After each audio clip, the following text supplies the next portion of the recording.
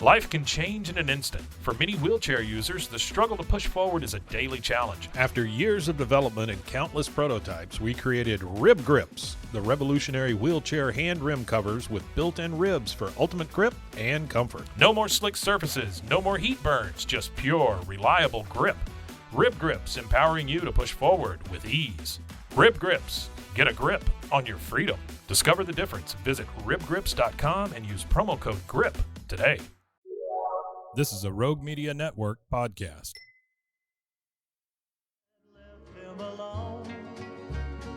The Waco History Podcast is sponsored by Brotherwell Brewery on historic Bridge Street in Waco. Welcome to the Waco History Podcast. We're going to air for you over the next few months a special series of Waco History Living Stories. These were segments that were originally aired on KWVU here in Waco. They were produced by the Institute for Oral History editor, Michelle Holland, and narrated by two fabulous narrators, Louis Maze and Kim Patterson. And so these highlight oral histories from the collection of the Institute for Oral History at Baylor University, which I direct, which has been around since 1970 and has over 1,000 interviews related to Waco and McLennan County history, and we're happy to highlight those here.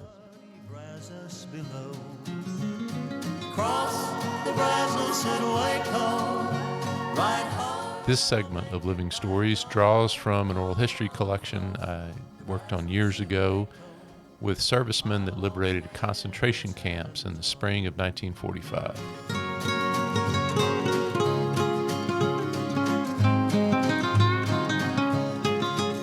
Then the night came alive. As the war in Europe was winding down in the spring of 1945, exhausted troops probably thought they were immune to being shocked.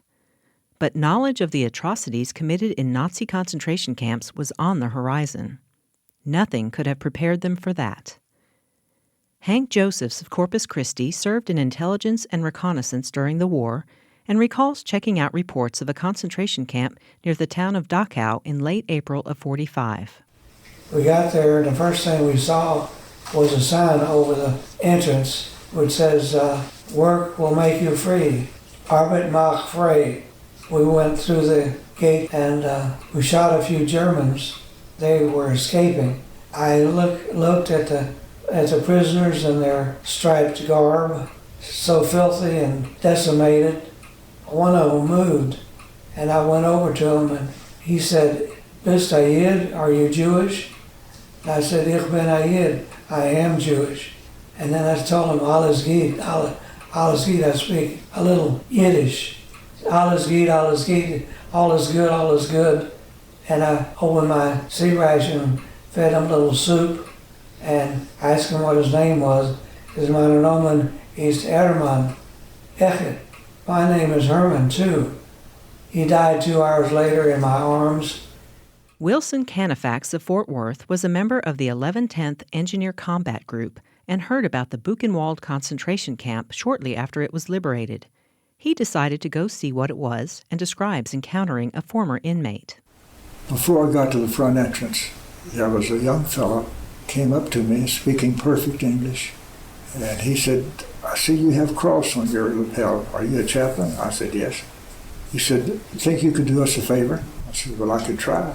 It turned out that this person talking to me was the young fellow, Eliezer Wiesel, who's known better today as Elie Wiesel. And he said, I'd like to take you through some parts of the camp here. Went through the main entrance, and as you've heard the expression, dead men walking. That's the way the people looked. I went to several of them, some who could speak English, and I talked a little bit with them. Canifax explains he also led Jewish worship services, which was the second request of the young man. So many of them wanted nothing to do with religion, but those who were genuine in their faith, and there was the opportunity to come to a worship service, they came. We got our carry-alls, those big trucks, and put the people who could be carried in those things to a place where we could have a worship service. They had to be lifted on, they had to be carried on, crying. They never thought they'd be alive. And we had some little prayer books that were distributed among those who wanted them. And on one side of it was Hebrew prayers, the other side was English. So as they went through the service in Hebrew, then I could follow along in English itself. They cried, they shouted. When they got through, they just raised their hands, sort of like our Pentecostals today they were just raising their hands in joy. When the Nazi camps were liberated in Europe, Americans were encouraged to visit them, creating thousands of witnesses to this dark chapter of history. This edition of Living Stories was made possible by a grant from the Texas Holocaust and Genocide Commission to the Institute for Oral History. Thanks for listening to the Waco History Podcast. Like what you heard? Subscribe, rate, and review our show on iTunes so we can reach more listeners. You can find show notes and info on every episode at wacohistorypodcast.com and more info on Waco's past at wacohistory.org. Our theme music, used with permission, is Cross the Brazos at Waco, performed by the late Billy Walker. For more info on Billy's music, go to billywalker.com. Thanks for listening. We'll see you next time.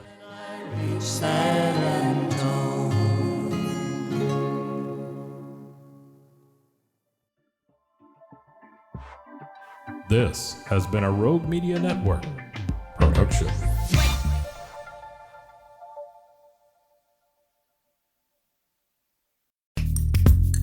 Are you a podcaster? Let's talk podcast hosting. Are you tired of your current podcast host? Need real support in a community that gets it? At Rogue Media Network, we offer top-tier podcast hosting services to help you thrive. From hosting and distribution to dedicated support, we've got you covered. Starting as low as $25 a month. Join our community of passionate podcasters today. Contact us at hello@roguemedianetwork.com.